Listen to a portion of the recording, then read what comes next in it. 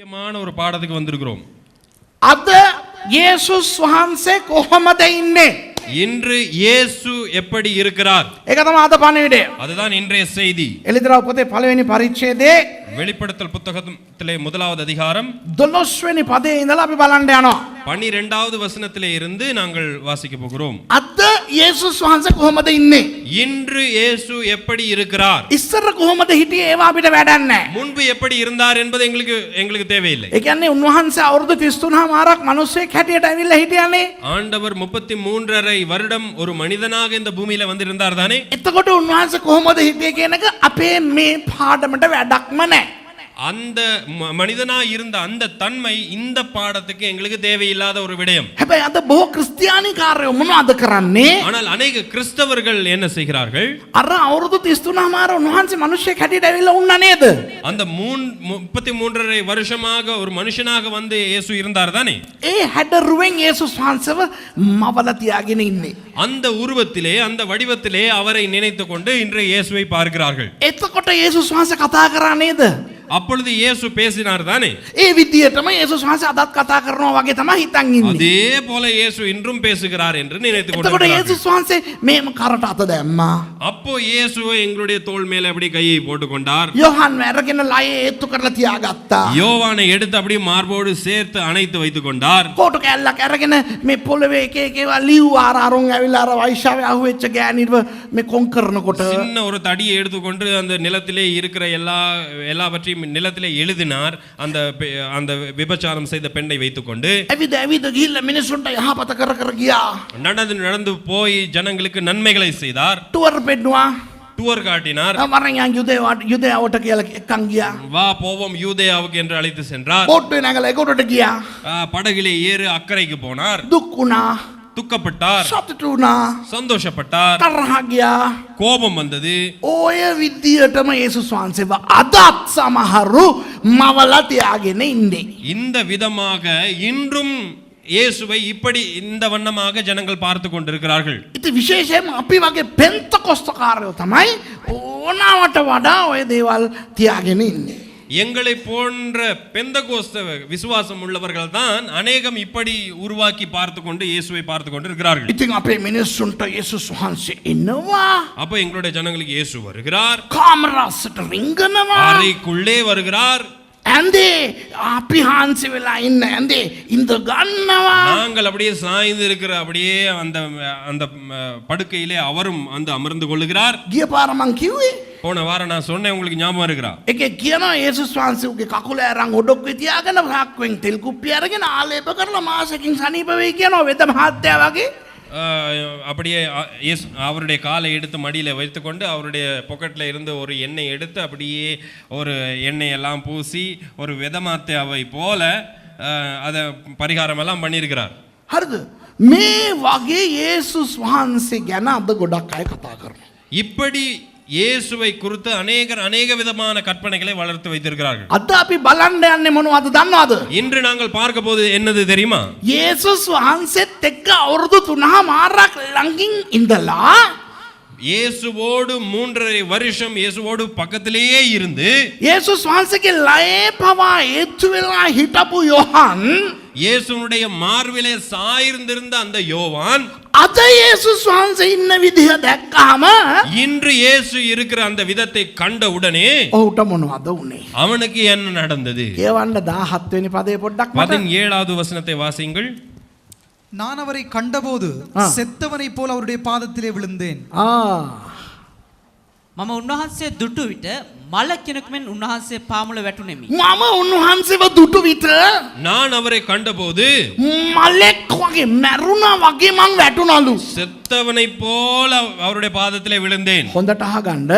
நன்றாக கேட்டுக்கொள்ளுங்கள். කවුද මේක කියන්නේ? இதை யார் சொல்லுவது? යේසුස් වහන්සේගේ අතින් අල්ලගෙන ඇවිද්දපු එක්කෙනෙක්. இயேசுவை கைகளிலே பிடித்துக் கொண்டு அப்படியே நடந்த மனுஷன். යේසුස් වහන්සේගේ ලයේ ඒත්තු වෙලා හිටපු එක්කෙනෙක්. இயேசுனுடைய மார்பிலே சாய்ந்திருந்த மனுஷன். යේසුස් වහන්සේගේ ඔරිජිනල් ගෝලයන් 12 දෙනායින් එක්කෙනෙක්. இயேசுனுடைய 12 விசேஷித்த சீடர்கள் இருந்தார்கள்.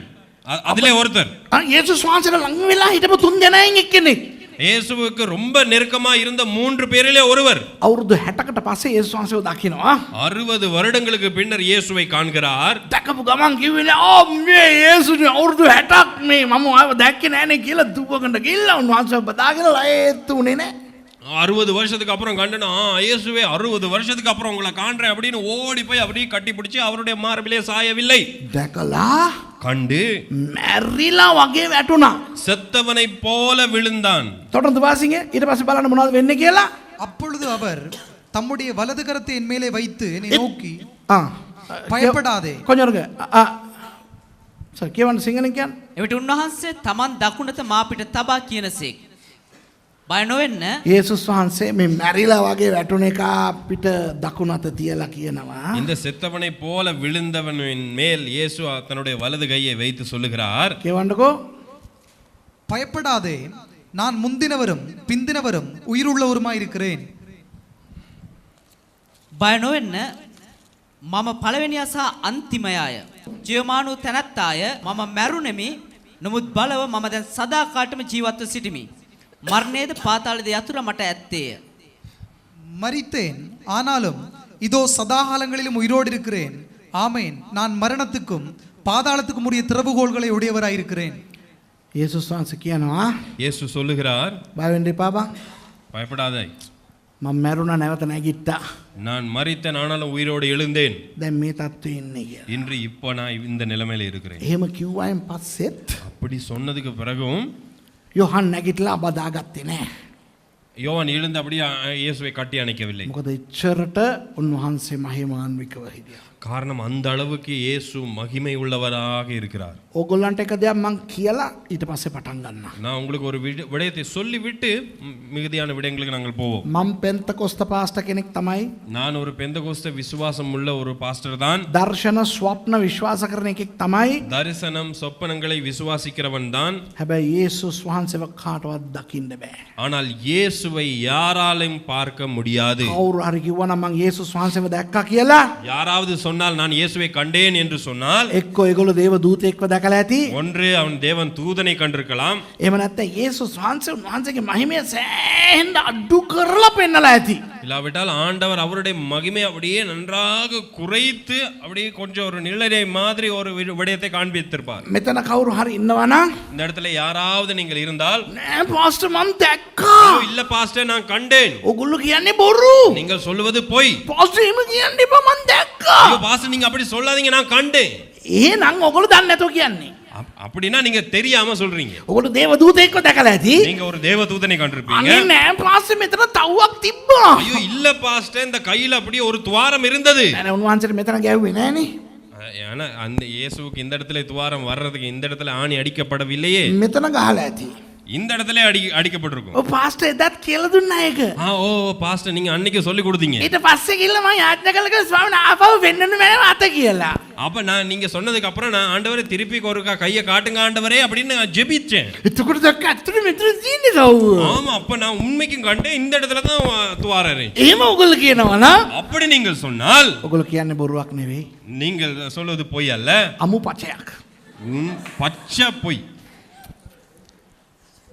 ඕන වෙලාවට යේසුස් වහන්සේව දකින්න எங்களுக்கு தேவையான நேரம் எல்லாம் இயேசுவை பார்க்கிறதுக்கு උන්වහන්සේ කරවල කඩේ මුදලාලි නෙවෙයි. இயேசு எதுவும் கருவாட்டு கடை ஒரு முதலாளி அல்ல. උන්වහන්සේ අපිව අතින් අල්ලගෙන ස්වර්ගයටයි පාතාලයටයි ටුවර් ගෙනියන්න எங்களுடைய கைகளை பிடித்துக்கொண்டு பரலோகத்துக்கும் பாதாளத்துக்கும் டூர் போறதுக்கு උන්වහන්සේ ට්‍රැවල් ඒජන්ට් කෙනෙක් නෙවෙයි. அவர் டிராவல் ஏஜென்ட் அல்ல, උන්වහන්සේ යේසුස් වහන්සේ. அவர் இயேசு கிறிஸ்து. උන්වහන්සේ ਸਰව බලධාරී. அவர் சர்வ வல்லமை உள்ளவர். කිසි කෙනෙක් ලක් වෙන්න බැරි ආලෝකයේ වෙසෙනා උන්වහන්සේ. ஒருவரும் சேரக்கூடாத மகாபெரிய ஒளியிலே இருக்கிறவர். දැන් ඔය යේසුස් වහන්සේගේ හඬ ඇහුණාම இந்த இயேசுனுடைய குரல் கேட்ட உடனே මේ හදයා යොහන් හැරිලා බලනවා. இவன் இந்த யோவான் திரும்பி பார்க்கிறான். හැරිලා බලනකොට දැකපු දර්ශනය මොනවද? அவன் அப்படி திரும்பி பார்க்கிற நேரம் கண்ட தரிசனம் என்ன? යේසුස් වහන්සේ කොහොමද හිටියේ? இயேசு எப்படி இருந்தார்? ඒක එතුමා විග්‍රහ කරනවා. அவர் அதை விளக்குகிறார். ඔය එක එක පපඩංලා කියන එක විශ්වාස කරන්න එපා. இந்த ஒருத்த பப்படங்க சொல்றத விசுவாசியாதி.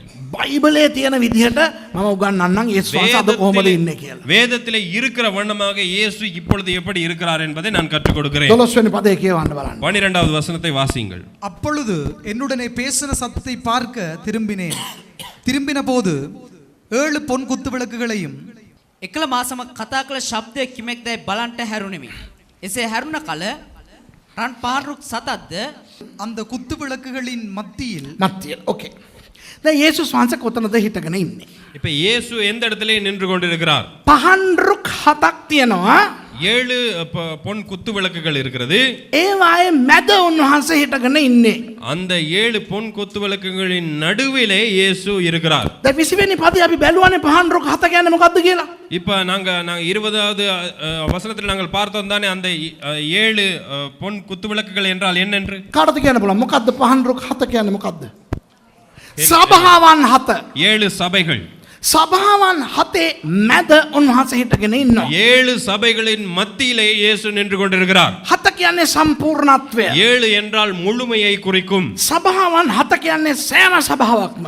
இந்த 7 சபைகள் என்றால் எல்லா சபைகளையும் குறிக்கும். යේසුස් වහන්සේ සෑම සභාවකම මැදින් හිටගෙන ඉන්නේ. இயேசு எல்லா சபைகளுக்கும் மத்தியிலே இயேசு நின்று கொண்டிருக்கிறார். මැදින් හිටගෙන ඉන්න එකේ තිබෙන වැදගත්කම කුමක්ද? மத்தியிலே நின்று கொண்டு இருப்பதின் முக்கியத்துவம் என்ன என்று விளக்குகிறேன். දැන් යුදෙව් සංස්කෘතිය දෙවියන් වහන්සේ දීපු සංස්කෘතියක්නේ. இந்த யூத கலாச்சாரம் வந்து தேவனாலே கொடுக்கப்பட்ட ஒரு கலாச்சாரம் தானே. ඒවයින් දෙවියන් වහන්සේ බොහෝ දේවල් අපිට උගන්වලා තියෙනවා. அந்த கலாச்சாரத்தின் மூலமாய் அநேக காரியங்களை ஆண்டவர் எங்களுக்கு கற்றுக் கொடுத்திருக்கிறார். යුදෙව් සංස්කෘතියට අනුව யூத கலாச்சாரத்தின் அடிப்படையிலே නායකයා තමයි මැද හිටගෙන ඉන්නේ. தலைவன் தான் நடுவிலே நின்று கொண்டிருப்பார். දැන් අද සභාවේ නායකයෝ අයින්නේනේ ඉන්නේ. இப்ப இன்று சபையை நாங்க எடுத்துக்கொண்டா தலைவர்கள் சைடுல இருப்பார்கள். යුදෙව් සභාවක් නම් ஒரு யூத சபை என்றால் නායකයා ඉන්නේ මැද. அந்த தலைவர் இருப்பது நடுவிலே. අර බොක්සිං රෙස්ලිං මැච් බලනවා වගේ. அந்த பாக்ஸிங் ரெஸ்லிங் அந்த மேட்ச் எல்லாம் பார்க்கிறது மாதிரி වටේට මිනිස්සු ඉන්නේ. அந்த சுற்றி வரை ஜனங்கள் இருப்பார்கள். එතකොට යේසුස් වහන්සේ මැදින් ඉන්නවා වටේට පහන් රුක් 7 තියෙනවා කියන්නේ මොකද්ද තේරුම? இயேசு நடுவிலே இருக்கிறார். சுற்றிலும் அந்த பொன் குத்து விளக்குகள் இருக்கிறது என்றால் என்ன அர்த்தம்? යේසුස් වහන්සේ තමයි සභාවේ නායකයා. இயேசு கிறிஸ்து தான் சபைகளின் தலைவர். සභාවට ඕන නමක් තියාගන්න. சபைக்கு எந்த பெயரை வேண்டுமானாலும் வைத்துக் கொள்ளுங்கள். ඕන කෙනෙක්ව පාස්ටර් හැටියට තියාගන්න. யாரை வேண்டுமானாலும் பாஸ்டராய் வைத்துக் கொள்ளுங்கள். ඕන බයිබල් ස්කෝලේකට ගිහිල්ලා ඉගෙනගෙන එන්න. எந்த பைபிள் காலேஜுக்கு வேண்டுமானாலும் போய் படித்துக் கொள்ளுங்கள். ඕන කෙනෙක් දේශනා කරන්න. யார் வேண்டுமானாலும் பிரசங்கம் பண்ணுங்கள். හැබැයි සභාවේ නායකයා විය යුත්තේ යේසුස් වහන්සේ පමණයි. ஆனால் சபையின் தலைவராக இருக்க வேண்டியவர் இயேசு கிறிஸ்து மாத்திரமே. අද සමහර සභාවන් වල නායකයා පාස්ටර්.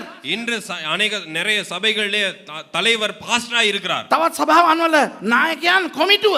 சில சபைகளிலே அந்த தலைமைத்துவம் அவர்களுடைய கமிட்டியா இருக்கும். සමහර සභාවන් වල කමිටිය තීරණය කරනවා මෙයාව පාස්ටර් හැටියට තියාගන්නවද නැත්නම් මෙයාව මාරු කරනවද වෙන එක්කෙනෙක් ගන්නවද කියලා. அந்த மூப்பர் தான் தீர்மானிப்பார்கள், தலைவர்கள் தான் தீர்மானிப்பார்கள் இவரை பாஸ்டராய் வைப்பதா இல்லையா என்பதை தீர்மானிப்பதே அவர்கள். බයිබලේ ලස්සනට කියලා දීලා තියෙනවා වැඩිමහල්ලෝ කියන්නේ කවුද කියලා. யார் மூப்பர்கள் என்றால் யார் என்பதை வேதம் அழகாக எங்களுக்கு கற்றுக் கொடுத்திருக்கிறது. වැඩිමහල්ලෝ දේවගතිවරයාට සහාය දීගෙන அந்த மூப்பர்கள் என்றால் அந்த தலைமை போதகருக்கு உதவி செய்து கொண்டு යේසුස් වහන්සේගේ නායකත්වයට තමන්ව යටත් කරගෙන இயேசுனுடைய தலைமைத்துவத்துக்கு கீழே தங்களையும் தாழ்த்தி தங்களை அடிமைப்படுத்திக் கொண்டு වචනයට අනුව තමනුත් ජීවත් වෙලා සභාවත් ජීවත් කරවන අය. வசனத்தின்படி தங்களையும் மாற்றிக்கொண்டு தங்களையும் அமைத்துக் கொண்டு வசனத்துக்கு கீழ்ப்படிய சபையும் நடத்துகிறவர்கள். අද ගොඩක් රටවල් වල වෙන්නේ මොනවද දන්නවද? அநேக சபைகளை நடப்பது என்ன தெரியுமா? වැඩිමහල්ලෝ තමයි සභාවේ වදේ. அந்த மூப்பர்கள் தான் சபையிலே இருக்கிற பிரச்சனை. සමහර සභාවන් වල මම ප්‍රශ්න විසඳන්න ගිහින් சில சபைகளுக்கு பிரச்சனை தீர்க்கிறதுக்கு நான் போய் මං කරලා තියෙන වැඩේ මොනවද දන්නවද? செய்யற பிரச்சனை நான் செய்யற தீர்வு என்ன தெரியுமா? වැඩිමහල්ලන්ගෙන් සියලුම තත්ත්වයන් නැති කරලා ඒ අයව නිකන් ඇදහිලිවන්තයින් කරනවා. அந்த மூப்பர்களா இருக்கிறவர்களுடைய எல்லா அந்த தரத்தையும் அப்படியே கீழே இறக்கி விட்டு அவர்களை விசுவாசிகள் ஆக்கி விடுவேன். එතකොට එවුන්ට විතරක් දුකයි. அப்ப அவர்களுக்கு மாத்திரம் துக்கம். හැබැයි ඒ සභාවේ ප්‍රශ්න විසඳෙනවා. ஆனால் அந்த சபையினுடைய பிரச்சனை தீர்ந்து விடும். වැඩි ඕනේ. ரொம்ப தேவையில்லை. මේ අපේ ගලහ ලයිට් හවුස් සභාවේ ලොකු ප්‍රශ්නයක් ඇවිල්ලා තිබ්බා. எங்களுடைய இந்த அருகில இருக்கிற அந்த கலா சபையில ஒரு பெரிய லைட் ஹவுஸ் சபையில ஒரு பெரிய பிரச்சனை வந்தது. ඉතින් අපේ සහෝදරී සභාවනේ සිස්ටර් චර්ච් නේ. எங்களுடைய சகோதரி சபை தானே அது. ඉතින් මට එන්න කිව්වා. அப்ப என்ன கூப்பிட்டு இருந்தாங்க. මං ගිහිල්ලා බලනකොට நான் போய் பார்த்தோன்னே එකම විසඳුම ஒரே தீர்வு. මම කිව්වා පාස්ටර් අරියම්ට நான் பாஸ்டர் அரியத்துக்கு சொன்னேன், වහම ක්‍රියාත්මක වෙන්න පරිදි වැඩිමහල්ලන්ගේ කාර්යභාරයන් නැති කරන්න. இப்பயே நீங்க தீர்மானித்து இது நடக்கிற பிரகாரமா இங்கே தலைவர்களாக மூப்பர்களாக இருக்கிற எல்லாரையும் நீக்கி விடுங்க. එයා කරා. அவர் அதை செய்தார். වැඩිමහල්ලන් සභාවෙන් ගියා. அந்த சில மூப்பர்கள் சபையை விட்டு போய் விட்டார்கள். හැම එකම වගේ ගියානේ. எல்லாருமே போனாங்க. හැබැයි සභාව ඉතුරු වුණා. ஆனா சபை மிகுதியா இருந்தது. සභාව වර්ධනය වෙන්න පටන් ගත්තා. சபை வளர ஆரம்பித்தது. සමහර වෙලාවට ඕක තමයි වෙන්නේ. சில நேரங்களில் இதுதான் நடக்கும். මොකද මිනිස්සුන්ගේ කමිටුව තීරණය ගන්න කොහොමද සභාවක් නඩත්තු කරන්න කියලා. ஜனங்களாக இருக்கிறவர்கள் தீர்மானிப்பார்கள் என்ன செய்வது என்று. හැබැයි සභාවේ නායකත්වය යේසුස් වහන්සේගේ. ஆனால் சபையினுடைய தலைமைத்துவம் இயேசு கிறிஸ்து. උන්වහන්සේ තමයි සභාවේ රජතුමා. அவர் தான் இந்த சபையினுடைய ராஜா. උන්වහන්සේ සභාව නඩත්තු කරන්නේ උන්වහන්සේගේ වචනේ. அவர் அந்த சபையை நடத்துவது அவருடைய வசனத்தின் மூலமாக. ඒ නිසා කවුරු හරි සභාවත් එක්ක තරහ වෙනකොට அதனால யாராவது சபையோடு கோபித்துக் கொண்டால் ඒගොල්ලෝ තරහ වෙන්නේ යේසුස් වහන්සේත් එක්ක. அவர்கள் கோபித்துக் கொள்வது இயேசுவோடு. කවුරු හරි කිව්වනම් එහෙම අනේ මම නම් පල්ලි යන්නේ නැහැ කියලා. யாராவது சொன்னால் நான் சபைக்கு போவதில்லை என்று தீர்மானித்தால் ඒගොල්ලෝ ඇස්පෙක්ට් වෙන්නේ පාස්ටර් එක්කවත් මිනිස්සු එක්කවත් නෙවෙයි යේසුස් වහන්සේත් එක්ක. அவர்கள் மனஸ்தாபப்பட்டுக் கொள்வது பாஸ்டரோடோ ஜனங்களோடோ அல்ல, இயேசுவோடு. මේ සභාව විතරක් නෙවෙයි. இந்த சபையில மாத்திரமல்ல, ලෝකේ තියෙන කිසිම සභාවක් කාටවත් අයිති නැහැ යේසුස් වහන්සේට විතරයි අයිති. உலகத்தில் இருக்கிற எந்த ஒரு சபையும் யாருக்கும் சொந்தமானது அல்ல. දැන් දෙවියන් වහන්සේ බැලුවා නම් පාස්ටර් සුරේෂ් හරි නැහැ කියලා. இப்ப ஆண்டவர் பார்த்தால் பாஸ்டர் சுரேஷ் சரியில்லை என்று ඔක අයින් කරලා දායි. ஆண்டவர் அவரை நீக்கி விடுவார். තේරුණා මං කියන එක? புரிகிறதா நான் சொல்வது? ඒ වගේ සභාව යේසුස් වහන්සේගේ. அதே போல சபை இயேசுவினுடையது. උන්වහන්සේ මිලදී ගත්තා. ஆண்டவர் விலை கொடுத்து வாங்கி இருக்கிறார். ලේ පූජා කරලා සභාව මිලදී අරගත්ත දෙයක්. அவருடைய இரத்தத்தை சிந்தி இந்த சபையை தனக்காக அவர் எடுத்துக் கொண்டிருக்கிறார். ඒකයි උන්වහන්සේ මැද හිටගෙන ඉන්නේ. அதனாலதான் அவர் நடுவிலே நின்று கொண்டிருக்கிறார். ඒතර ඔයගොල්ලන්ගේ நாயකයා කවුද? அதனால உங்களுடைய தலைவர் யார்? ඔයගොල්ලන්ගේ පාස්ටර් කවුද? உங்களுடைய பாஸ்டர் யார்? ඔයගොල්ලන්ගේ හිස කවුද? உங்களுடைய தலை யார்?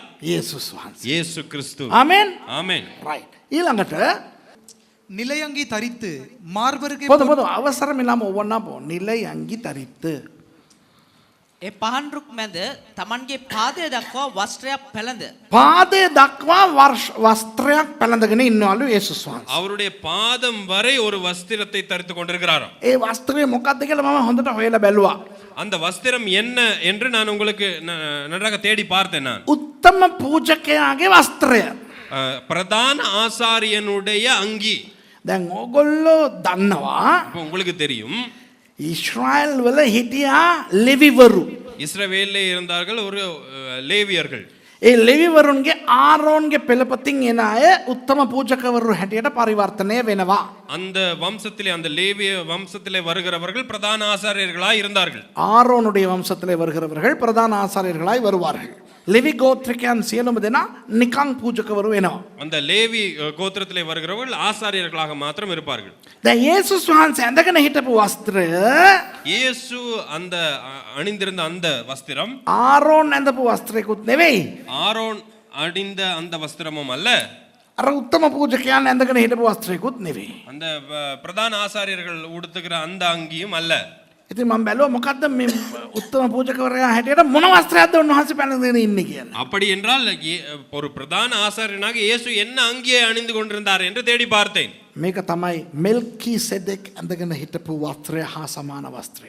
இதுதான் அந்த மெல்கிசேதேக்கு என்கிற அந்த பிரதான ஆசாரியன் அங்கி அணிந்திருந்த அங்கிக்கு ஒப்பான ஒரு அங்கி. මොකද යේසුස් වහන්සේ ලෙවි ගෝත්‍රයෙන් ආවේ නැත. இயேசு ලේවි ගෝත්‍රத்திலே வரவில்லை. තේරෙනවද? එතකොට යේසුස් වහන්සේ ඊශ්‍රායල් පූජකවරයෙක් වෙන්න නම් இயேசு ஒரு இஸ்ரவேலின் ஒரு பிரதான ஆசாரியனாக வர வேண்டும் என்றால் උන්වහන්සේ ලෙවි ගෝත්‍රයේ ඉපදිලා ඉන්න ඕනේ. இயேசு ஒரு லேவி கோத்திரத்திலே அவர் பிறந்திருக்க வேண்டும். උදාහරණයට உதாரணத்துக்கு මතකද යොහන් බවතිස්ත? ஞாபகம் இருக்கிறா யோவான் ஸ்நானகன்?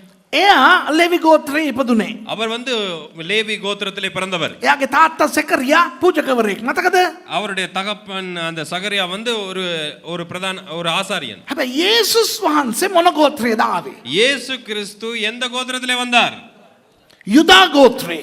யூதா கோத்திரத்திலே යුදා ගෝත්‍රයෙන් ආපු එක්කෙනෙකුට පූජකවරයෙක් වෙන්න පුළුවන්ද? யூதா கோத்திரத்திலே வந்த ஒருவருக்கு பிரதான ஆசாரியனாக மாற முடியுமா? බෑ.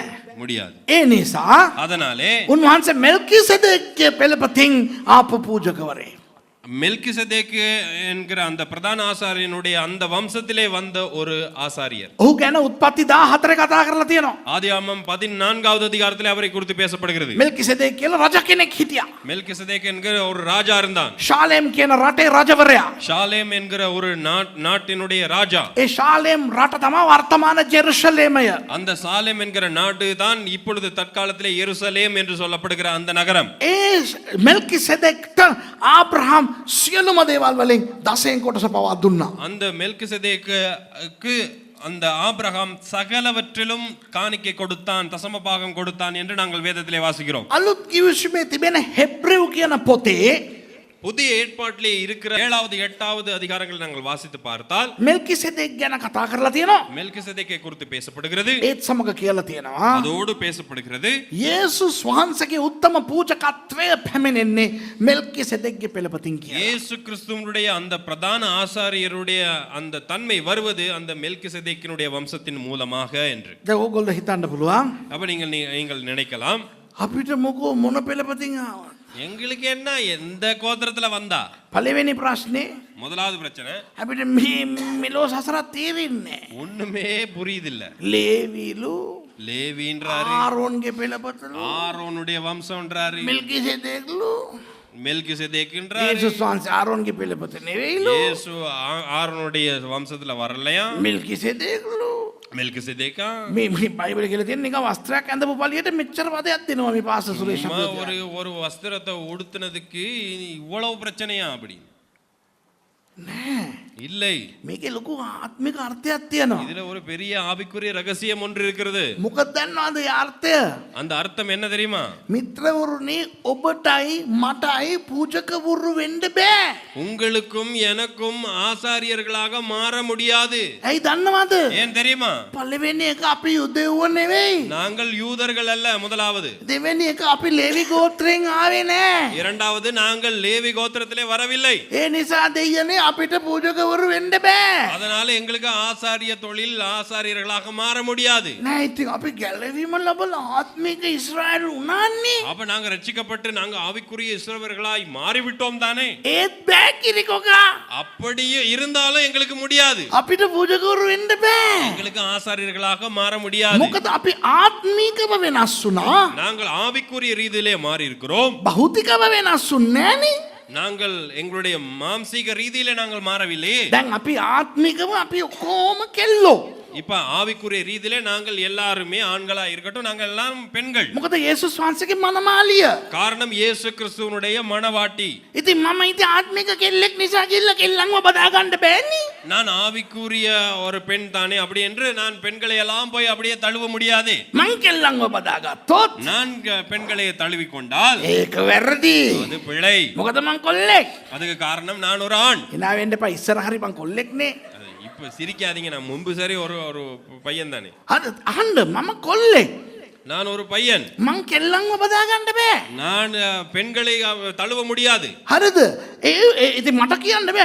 ආත්මිකව මම යේසුස් වහන්සේගේ මනාලියනේ එන්න සිස්ටර් කියලා මම බදා ගන්න බෑ. நான் ஆவிக்குரிய ரீதியிலே நான் ஒரு பெண் தானே, வாங்க சிஸ்டர் அப்படின்னு போயிட்டு கல்யாணம் நான் அவங்கள கட்டி பிடிக்க முடியாது. අනික ස්වර්ගය අපි එකට ඉන්න යන්නේ. நான் பரலோகத்திலே நாங்க எல்லாம் ஒன்றாய் இருக்க போகிறோம். ස්වර්ගය අපි එකටනේ ඉන්න යන්නේ. பரலோகத்துல ஒன்றா தானே இருக்க போறோம். එහෙම කියලා මං ඇවිල්ලා වෙන කෙනෙක් ගෙදර ගිහලා ජීවත් වෙන්න බෑනේ. அப்படி என்று சொல்லி நான் வேற ஒருவருடைய வீட்டிலே போயிட்டு வாழ முடியுமா? කවන්න ඔයගොල්ලන් ගෙදර මං ඉන්නම් අපි ස්වර්ගය එකටනේ ඉන්න යන්නේ කියලා කිව්වනම් ඒකේ මිනිහා මට ගහයි.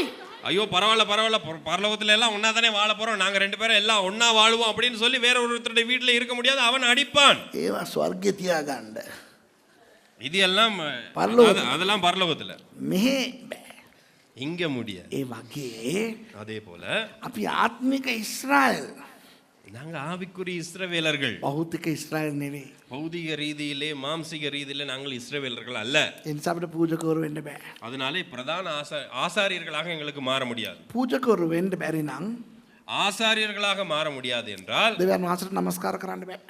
தேவனை நாங்கள் நமஸ்கரிக்க முடியாது. මොකද පූජකවරයෙක් තමයි දෙවියන් වහන්සේට නමස්කාර කරන්න ඕනේ. காரணம் ஒரு ஆசாரியன் தான் தேவனை நமஸ்கரிக்க வேண்டும். ඒ නිසා අපි මොනවද කරන්න ඕනේ? அதனால் நாங்கள் என்ன செய்ய வேண்டும்? ඊශ්‍රායල් පූජකවරයෙක් වල්ලලා இஸ்ரவேல் ஒரு ஆசாரியனை பிடித்து මිනිහාට සම්මාදන් දීලා அவருக்கு ஒரு காணிக்கை கொடுத்து, අනේ මං වෙනුවෙන් යාඥා කරන්නකෝ කියන්න ඕනේ.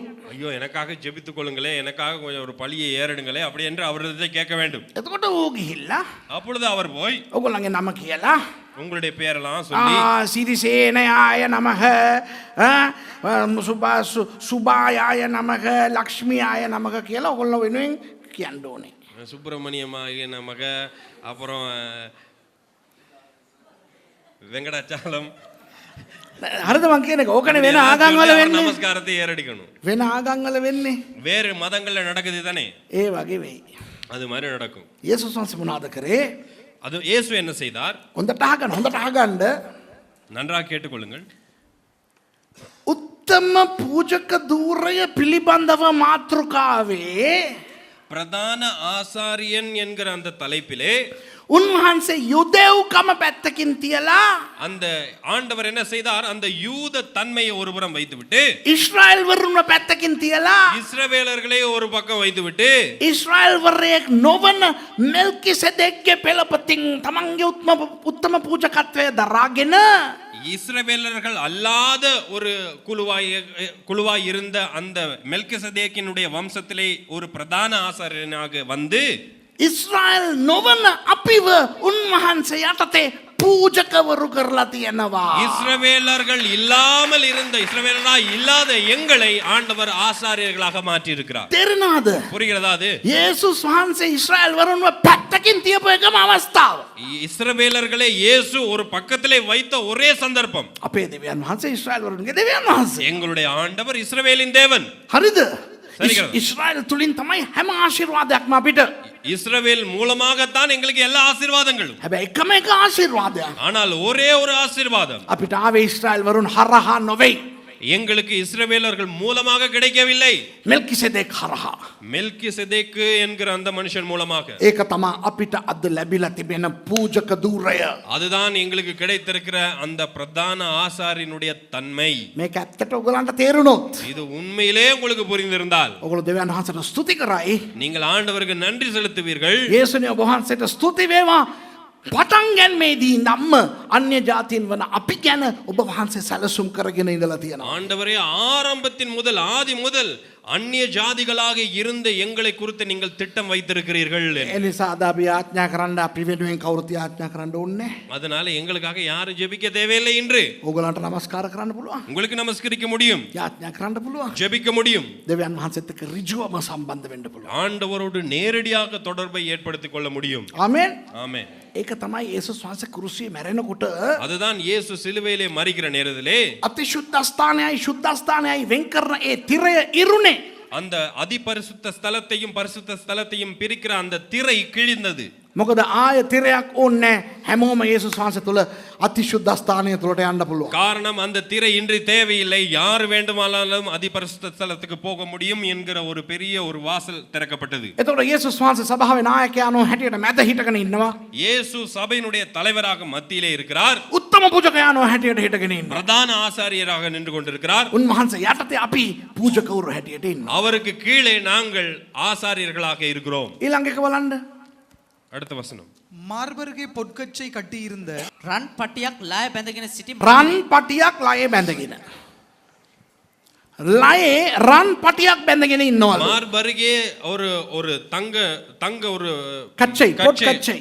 கச்சை அணிந்திருக்கிறார். දැන් මේක මම ඔයගලන්ට තේරුම් කරලා දෙන්න ඕනේ.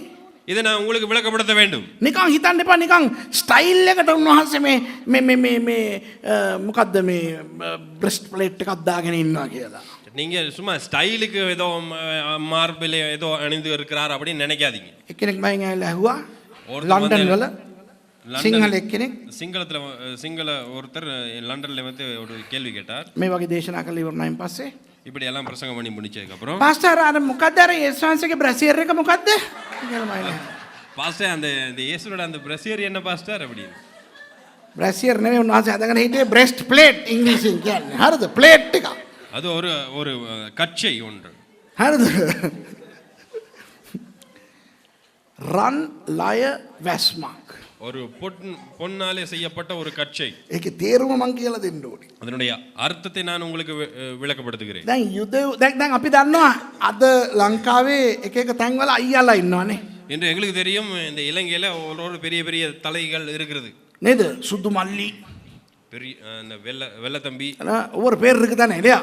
සුදු මල්ලි කියනවා සමහරු කියනවා මොකද්ද අපේ සුදුහුම්පල හිටියා මතකද නේද? කිච්චිමාවෙන් කියලා එකෙක් හිටියා. එක එක ඉන්නවා. උන් තමයි අර කුඩු ගේන්නේ උන් තමයි රස්තිය අදුකාරයෝ. හරිද? බාගුස් කියලා එකෙක් හිටියා. பாகுஸ்னே ஒருத்தன் தான். තේරෙනවද? අර එක එක නම් තියෙන කළු මල්ලි கருப்பு தம்பி. අද සාමාන්‍ය ගම්වල ඉන්නවනේ ඔය වගේ නම් තියෙන අයියාලා ටික. இப்படி எல்லாம் பேர்ல இருக்கும் தானே கொஞ்சம் பெரிய தாதா மாதிரி இருக்கிறவங்கள்ட்ட. දැන් යුදෙව් සංස්කෘතියේත් ඔය වගේ අයියාලා වුණා. யூத கலாச்சாரத்திலும் இப்படிப்பட்டவர்கள் இருந்தார்கள். හැබැයි අපේ රටවල් වල කොහොමද දන්නවද? ஆனால் எங்களுடைய நாடுகள்ல எப்படி தெரியுமா? නිකන් අර රස්ති වැඩ කරලානේ නිකන් අර අයියාලා වෙන්නේ. இந்த ரஸ்தியாது வேலை செய்து இந்த தேவையில்லாத பெரிய சண்டிதனம் காட்டி தானே பெரியவங்களாகனாங்க. කුඩු ගහලා පොකට් ගහලා හරිද? අර නිකන් රස්ති ලෙවල් එකේ ඉන්නේ උන්ට තමයි අර අයියා පදවිය ලැබෙන්නේ. அந்த குடு அடிச்சு அந்த பொக்கட் அடிச்சு இந்த மாதிரி கள்ள வேலை செஞ்சு அதுல இருக்கிறவங்க தான் பெரிய அன்னைமாரா பெரிய தலைகளா இருப்பார்கள். උන් සැබෑ වීරයෝ නෙවෙයිනේ. වීරකම් කරලා නෙවෙයිනේ. பெரிய அந்த பெரிய வீரத்தனமா எதுவும் செஞ்சு பெரிய தலைகளாகனவர்கள் அல்ல. යුදෙව් සංස්කෘතියේ ஆனால் யூத கலாச்சாரத்திலே කවුරු හරි අයියා කෙනෙක් වෙන්න ඕන නම් ගමේ නැත්තම් ඒ නගරේ ஒருவன் ஒரு தலையாக ஒரு வீரனாக மாற வேண்டும் என்றால் එයා ඔප්පු කරන්න ඕනේ එයා වීරයෙක් කියලා. அவர் அதை நிரூபிக்க வேண்டும் தான் பெரிய ஒரு வீரன் என்று. ඉතින් එයා ගමට ඇනවුන්ස් කරන්න ඕනේ. එයා ප්‍රසිද්ධයෙන් කියන්න ඕනේ. அவர் அந்த கிராமத்துக்கு பிரசித்தமாய் சொல்ல வேண்டும். මම අයියා කෙනෙක් වෙන්න හදන්නේ.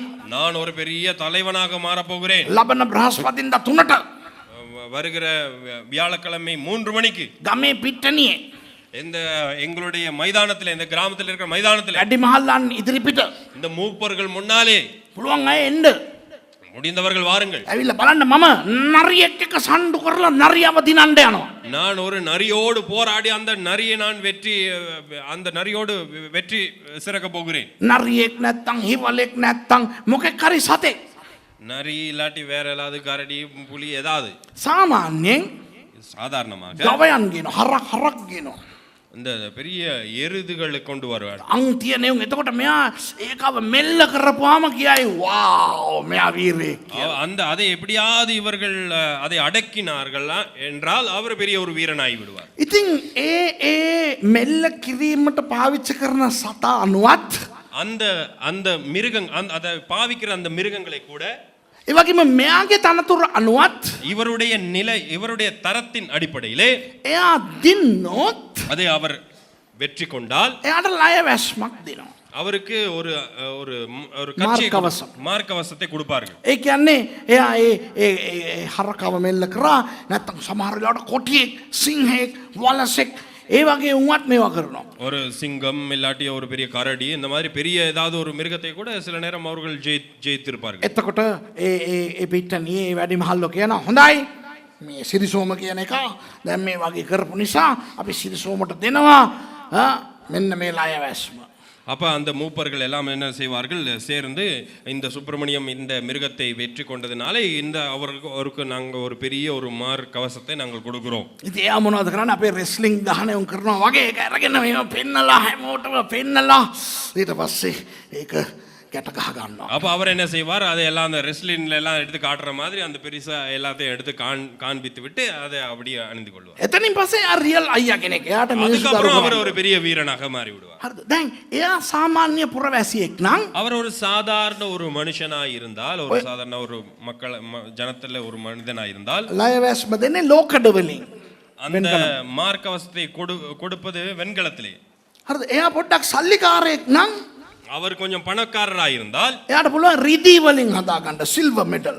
அதை வெள்ளியிலே செய்ய முடியும். හැබැයි එයා රජ පෙළපතින් ආපු කෙනෙක්. ஆனால் அவர் ஒரு ராஜ வம்சத்திலே வந்தவர் என்றால் රත්තරන් වලින් දා ගන්නවා. அது தங்கத்திலே போட்டுக் கொள்வார்கள். දැන් ඕගොල්ලෝ මෙතන දකින යේසුස් වහන්සේ நீங்கள் காண்கிற இயேசு இந்த இடத்திலே அணிந்திருப்பது ලොකු ලය වැස්මක් දාගෙන ඉන්නවා.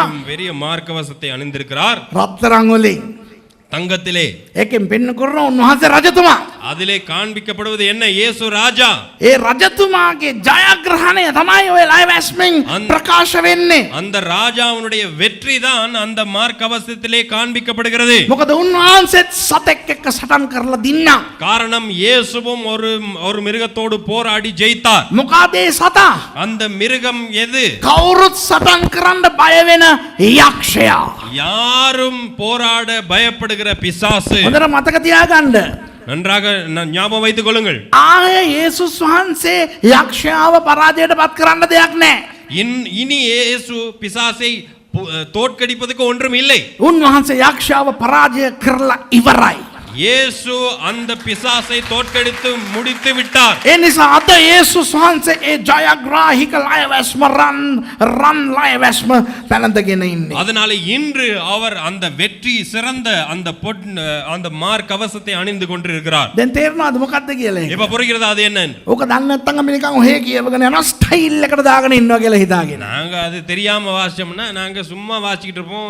அது ஒரு ஸ்டைலுக்கு கொடுத்து இருக்கிறாருன்னு நினைப்போம். ඒකෙන් සංකේතමත් වෙන්නේ යක්ෂයාව උන්වහන්සේ පරාජය කරපු රජුරුවන්ගේ රජතුමාණන් වහන්සේ උන්වහන්සේ.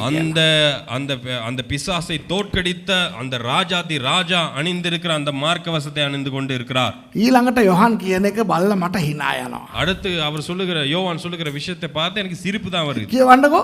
மனுஷகுமாரனுக்கு ஒப்பானவரையும் கண்டேன். මනුෂ්‍ය පුත්‍රෙක් වැනිව් මනුෂ්‍ය පුත්‍රෙක් වැනියෝ එකන අවුලු දැක්කේ. மனுஷகுமாரனுக்கு ஒப்பானவரை கண்டேன் என்று சொல்லுங்க. කෙලින්ම කිව්වේ නෑ මනුෂ්‍ය පුත්‍රයව දැක්කේ කියලා. மனுஷகுமாரன் என்று நேரடியாக சொல்லவில்லை. ඇයි දන්නවද? ஏன் தெரியுமா? මේ මනුස්සයාගේ ආත්මය ප්‍රාණය ශරීරය තැන් මාරු වෙලා. இந்த மனுஷனுடைய ஆவி ஆத்மா சரீரம் எல்லாம் இடமாறி விட்டது. මොකද යේසුස් වහන්සේව දැකපු එක නෙමු. இயேசுவை கண்டவர் தானே. යේසුස් වහන්සේත් එක්ක ආශ්‍රය කරපු එක නෙමු. இயேசுவோடு பழகினவர் தானே. යේසුස් වහන්සේගේ ලයේ ඒත්තු වෙලා හිටපු එක නෙමු. இயேசுனுடைய மார்பிலே சாய்ந்திருந்தவர் தானே. දැන් දකිනකොට දන්නවා එයා තමයි මේ කියලා. இப்ப காண்கிற நேரம் அவருக்கு தெரியும் இவர்தான் அவர் என்று. යොහන්ට දන්නවා මේ දකින්නේ මනුෂ්‍ය පුත්‍රයාණන් වහන්සේව කියලා. யோவானுக்கு தெரியும் நான் காண்பது இந்த மனுஷகுமாரன் தான். නමුත් අර මනුෂ්‍ය පුත්‍රයාණන් කියලා කියන්න මෙයාට මදි වගේ ඊට වඩා මහිමයකින් ඉන්නේ. இப்ப மனுஷகுமாரன் என்று சொல்ல முடியாது. காரணம் அதை விட மகிமையிலே நிறைந்தவராய் இருக்கிறார். එයා තමයි அவர்தான். හැබැයි අම්මෝ මේව මම මෙයාව දැකලා නැහනේ. ஐயோ அவர்தான். ஆனால் இப்படி இவரை கண்டதில்லை. මෙච්චර මහිමයක් තියෙන එක්කෙනාව இவ்வளவு மகிமை உள்ளவரை මනුෂ්‍ය පුත්‍රයා කියලා මට කියන්න එන්නේ. மனுஷகுமாரன் என்று சொல்வதுக்கு எனக்கு வருவது இல்லை. ඔයාලට வருது තේරෙනවද இல்லை. මං කියන එක? ඒ කියන්නේ යොහන් යේසුස් වහන්සේව දැකලා මවිත වුණ නිසා. காரணம் யோவான் இயேசுவை கண்டு பிரமித்து போயிருந்ததனாலே එයාට බැරි වෙනවා அவருக்கு சொல்ல முடியாமல் போகிறது. මනුෂ්‍ය පුත්‍රයා කියලා නිකන් කියන්න. மனுஷகுமாரன் என்று சும்மா சொல்லுவதற்கு. ඒ නිසා මොනවද කරන්නේ? அதனால அவர் என்ன செய்கிறார்? මනුෂ්‍ය පුත්‍රයා වගේ කියලා ෂේප් වෙනවා. மனுஷகுமாரனுக்கு ஒப்பானவர் போல என்று சொல்லி அப்படியே நிறுத்திக் கொள்கிறார். ඒක තේරෙනවද ඔයගොල්ලන්ට? அது புரிகிறதா உங்களுக்கு? ඔයගොල්ලෝ බලනකොට உங்களை பார்க்கிற நேரம் ඔයගොල්ලෝ ස්වර්ගයට ගිහිල්ලා වගේ. நீங்க ஏதோ பரலோகத்துக்கு போயிருக்கிற மாதிரி கொள்வீர்களோ தெரியாது. උණුසුම් දෙයක් කතා කරනකොට நல்ல சூடான விஷயம் பேசுற நேரம் හුලං ඕනේ. கொஞ்சம் காத்து வர வேண்டும். නැත්තම් ඕගොල්ලෝ නිකන් මමත් මේ බොක්කෙන් කතා කරගෙන ඉන්නේ. சும்மா அடி குடல்ல இருந்து பேசிட்டு இருக்கேன். අමාරු අහන් ඉන්නවා නිකන්. சும்மா ஏதோ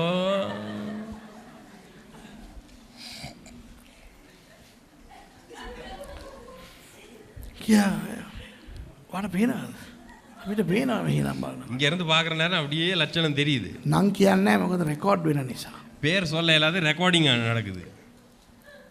ඇරලා තියන්න හුලං ආපු දෙන්න ටික. கொஞ்சம் திறந்து வைங்க, கொஞ்சம் காத்து வரட்டும்.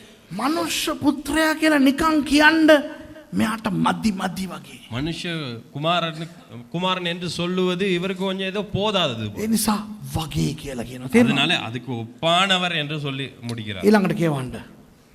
அவருடைய சிரசும் மயிரும் வெண் பஞ்சை போலவும் உறைந்த மழையை போலவும் வெண்மையாயிருந்தது. ஓகே.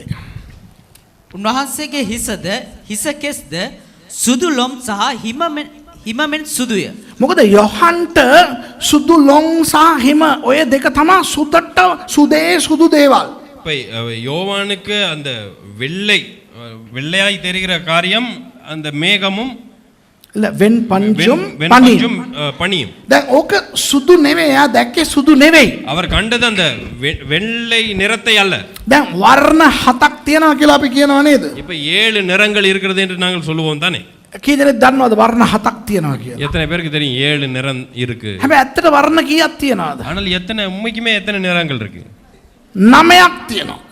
9 இருக்கு. වර්ණ 9ක් තියෙනවා. 9 நிறங்கள் இருக்கிறது. ඒකේ මේ දිලිසන පැත්තට වෙන්න අපිට නොපෙනෙන ඒක තමයි අල්ට්‍රා වයලට්.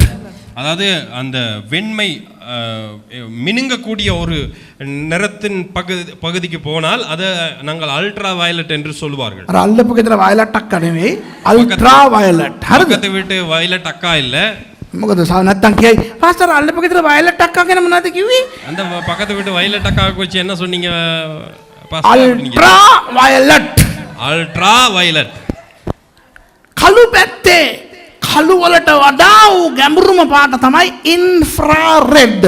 அந்த கருப்பு நிற பகுதிக்கு நாங்கள் வந்தால் அந்த இருள் நிற பகுதிக்கு வந்தால் அதிலே ரொம்ப கீழே இருக்கிறது தான் இன்ஃப்ராரெட் என்று சொல்லுவோம். த இன்ஃப்ராரெட் අපිට පේන්නේ. இன்ஃப்ராரெட் எங்களுக்கு கண்ணுக்கு தெரியாது. அல்ட்ரா வயலட் බලන්න බෑ. அல்ட்ரா வயலட் என்கிற அந்த நிறம் எங்களுடைய கண்களுக்கு பார்க்க முடியாது. අපි වෙල්ඩින් කරනකොට நாங்க அந்த வெல்டிங் பண்ணுகிற நேரம் එතන මතුවෙන ඒ පාට තමයි අල්ට්‍රා වයලට්. அந்த இடத்திலே வருகிற அந்த நிறம் தான் அல்ட்ரா வயலட் என்று சொல்வார்கள். ඉරු කිරණ තියෙනව නේද?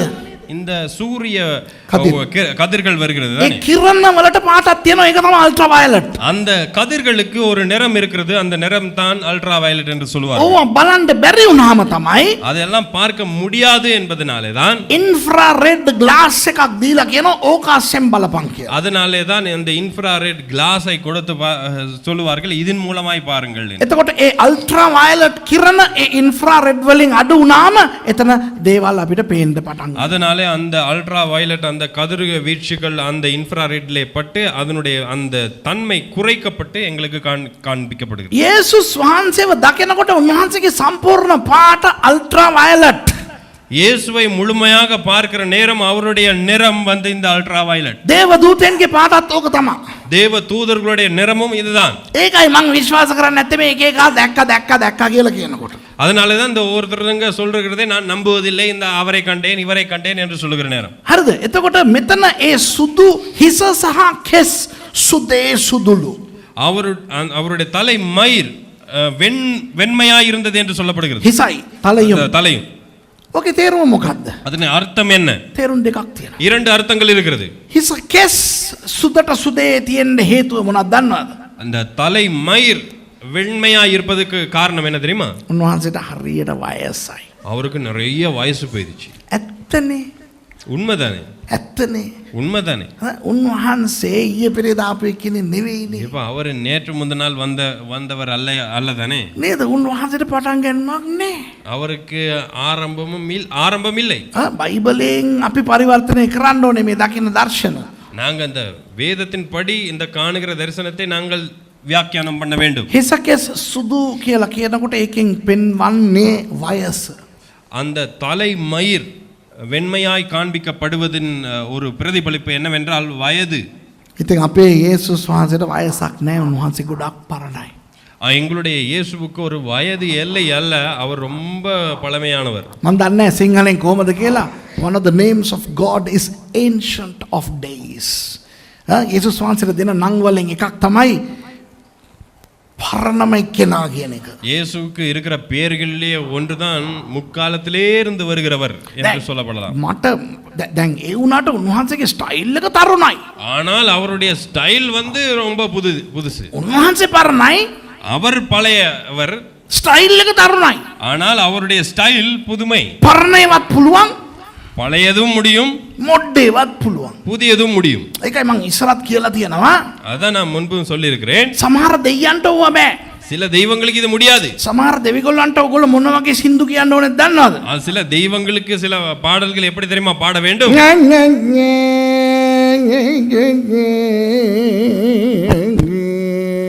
ඒ දෙයියන්ට ඒවා විතරයි ඕනේ. හරිද? அந்த தெய்வங்களுக்கு அது மட்டும் தான் தேவை. ඌ මෙහෙම ඉඳගෙන අහන් ඉන්නවා.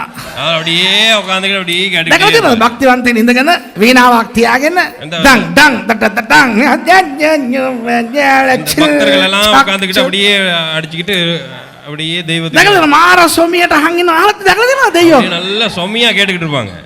ආතල් පිට පොල් තෙල් දැන්නවද? අපේ දෙවියන් වහන්සේට ඕකේ ප්‍රශ්නයක් නැහැ. எங்களுடைய ஆண்டவருக்கு அதெல்லாம் பரவாயில்ல. சரி සමහර මිනිස්සු අපේ දෙවියන් වහන්සේට සින්දු කියන ඒවා අපි බලනවානේ ආශිර්වාදම් ටීවී එකේ දැකලා எங்க තියෙනවනේ. ஜனங்களும் ஆண்டவருக்கு பாட்டு பாடுறது என்ன ஆசீர்வாதம் டிவி இந்த மாதிரி ஒரு டிவிகள்ல போடுறாங்க தானே.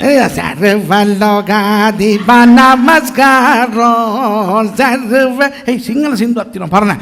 ප්‍රේම දයාබර ස්වාමී යේසුස් ප්‍රේම දයාබර ස්වාමී ඒවා තියෙනවද? අහලා තියෙනවද ඒවා? இந்த மாதிரி பாட்டெல்லாம் இருக்கிற பழைய பாடல்கள் கேட்டிருக்கீங்களா? එන්න යන් ආනන්දම් එන්න යන් පුළුවන්. ඕ ඔට්ටුයි අපේ දෙවියන් වහන්සේට ඕ ඔට්ටුයි. අවුලක් නැහැ.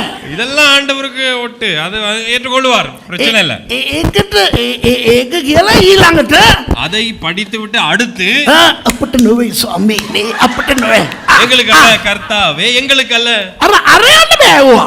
ஆனா அந்த அவருக்கு முடியாது. හිතලා බලන්න අර අරයා මෙහෙම ඉන්නකොට එයා ළඟට ගිහිල්ලා අපට නොවේ කියනකොට එයා ඒක හරියන්නේ නැහැ. எங்களுக்கு அல்ல கர்த்தாவே அப்படின்னா அவருக்கு முடியாது அதெல்லாம். අපේ දෙවියන් වහන්සේ எங்களுடைய ஆண்டவருக்கு අරකට ඔට්ටුයි මේකත් ඔට්ටුයි. அதுவும் முடியும் இதுவும் முடியும். නේද? අපේ දෙවියන් වහන්සේ පරණ වුණාට තරුණයි.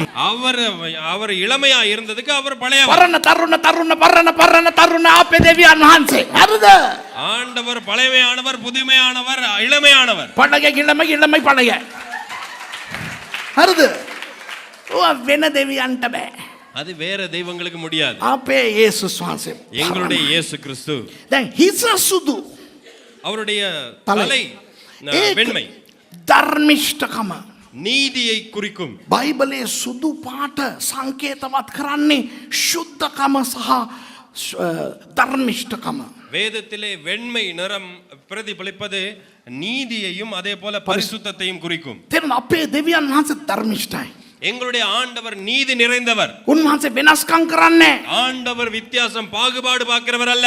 දෙවියන් වහන්සේ හැම කෙනාටම එක විදිහටම ආදරේ. ஆண்டவர் எல்லாரையும் ஒரே விதமாய் நேசிக்கிறார். දෙවියන් වහන්සේ හැම කෙනාටම සලකන්නේ එක විදිහටයි. ஆண்டவர் எல்லாரையும் கவனிப்பது ஒரே விதத்திலே. ඔගොල්ලෝ කවුරු හරි හිතනවා නම් நீங்கள் யாராவது நினைத்தால் දෙවියන් වහන්සේ මට එච්චර ආදරේ නැහැ. ஆண்டவர் என்னை அவ்வளவு நேசிக்கிறார் இல்லை. දෙවියන් වහන්සේ මට වෙනස්කම් කරනවා. ஆண்டவர் எனக்கு வித்தியாசத்தை මට காண்பிக்கிறார். වඩා මෙයාට ආදරේ. என்னை விட அவரை நேசிக்கிறார். මට වඩා මෙයාට මේව පාවිච්චි කරනවා. என்னை விட அவரை அதிகமாக ஆண்டவர் பயன்படுத்துகிறார். එහෙම හිතනවා නම් அப்படி நீங்கள் நினைத்தால் ඔගොල්ලෝ උන්වහන්සේව බොරුකාරයෙක් කරනවා. நீங்கள் ஆண்டவரை பொய்யராக்குகிறீர்கள். මොකද උන්වහන්සේට බෑ වෙනස්කම් කරන්න. காரணம் ஆண்டவருக்கு முடியாது ஆண்டவர் தாறுமாறாக காரியங்களை செய்வதற்கு. මොකද උන්වහන්සේ ධර්මිෂ්ඨයි. காரணம் ஆண்டவர் நீதி நிறைந்த தேவன். බොලන් අපිට තියෙන ප්‍රශ්නේ හැංගීම.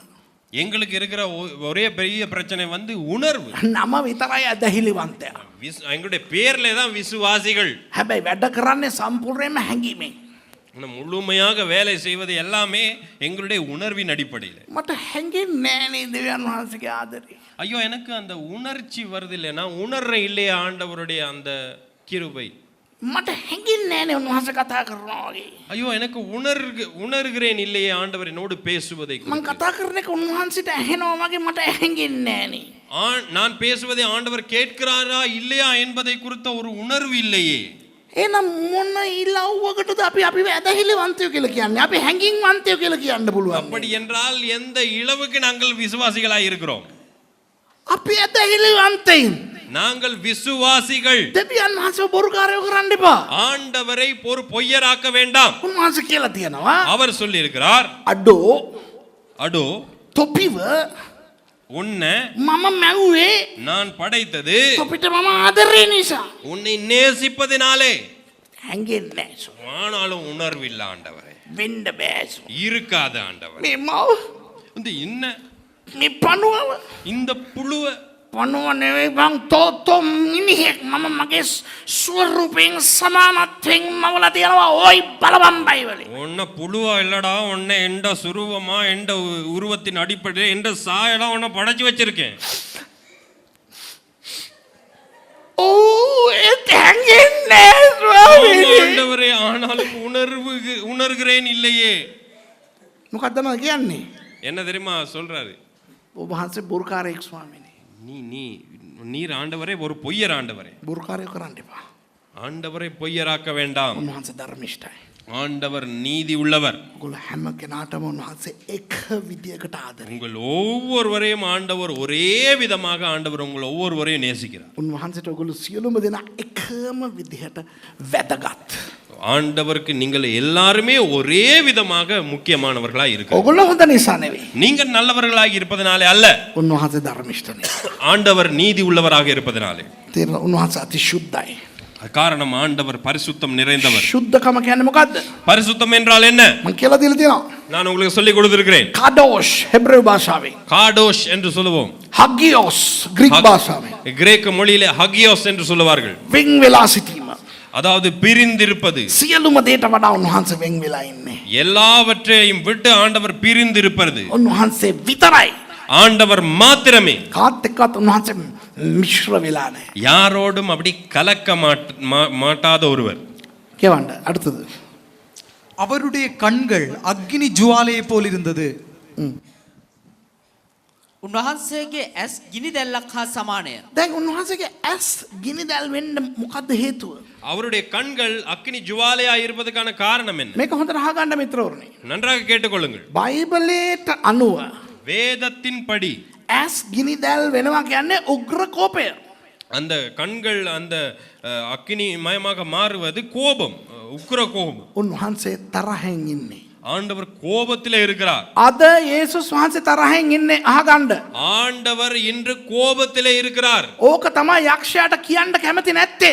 இதுதான் இப்ப பிசாசுக்கு சொல்லுவது பிரியமில்லாத காரியம். යක්ෂයාට ඕනේ යේසුස් වහන්සේව විකෘති කරලා පෙන්නන්න. பிசாசுக்கு தேவை இயேசுவை அப்படியே குழப்பி காண்பிப்பதற்கு. උන්වහන්සේ ආදරේ அவர் நேசிக்கிறார், ஆண்டவர் நேசிக்கிறார். වෙනස්කම් නැතුව ඔයගොල්ලන්ව සලකනවා උන්වහන්සේ. எந்தவித பாகுபாடும் இல்லாமல் உங்களை நேசிக்கிறார். ඒ වුණාට උන්වහන්සේ අද කෝපෙන් ඉන්නේ. ஆனால் இன்று இயேசு கோபத்தோடு இருக்கிறார். කාත් එක්කද? யாரோடு? සභාවත් එක්ක. சபையோடு. ලෝකයේත් එක්ක නෙවෙයි. உலகத்தோடு அல்ல. පෞකාර ලෝකයේ දිහා බලනකොට උන්වහන්සේට එන්නේ අනුකම්පාව. இந்த பாவமான உலகத்தை குறித்து இயேசு பார்க்கிற நேரம் அவருக்கு வருவது அவர்களை குறித்தான ஒரு மனஸ்தாபம். මොකද උන්වහන්සේ කියනවා காரணம் இயேசு அவர் சொல்லுகிறார், අස්වැන්න බොහෝය, அறுவடையோ மிகுதி, වැඩකාරයෝ ස්වල්පය. வேலையாட்களோ கொஞ்சம். උන්වහන්සේට දුකයි.